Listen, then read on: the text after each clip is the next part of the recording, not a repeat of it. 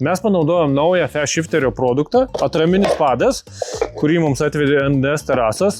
Tai yra alternatyva plyteliai, kurią mes naudojame 50 iš 57. Kodėl alternatyva? Tai iš principo daro tą patį ką plytelė, tik tai yra ne 40 kg svorio, o 1 kg. Tai yra, kaip sakau, tas variantas planas B, kurį mes visada vežiojamės, važiuodami į naują objektą prieš polių gręžimą. Nes labai dažnai būna, kad kažkur kampas negali gręžti, kažkur komunikacijos praeina ir panašiai ir panašiai. Tai šiuo atveju mes irgi naudojam šitą naują produktą. Jis labai gerai, kai tu nežinai, kur kiek reikės dėti. Tai yra jo didelis plotas, į jį gali įsidėti piedestalą. Įsikelt, kiek tau reikia. Netinka piedestalas, gali tiesiogiai dėti gulekšnį. Čia gali dėti tiesiogiai lages 40 ant 40 arba platesnį 45 pločių. Tai yra mediniai lagiai gali įsidėti. Toks sprendimas, tu visada gali jį turėti po ranka. Reikės, nereikės, nežinai. Nes, pavyzdžiui, šiuo atveju tai yra 5 padai, 5 kg. Labai gerai ant stogų, ten, kur nėra kieta danga ir tau svarbu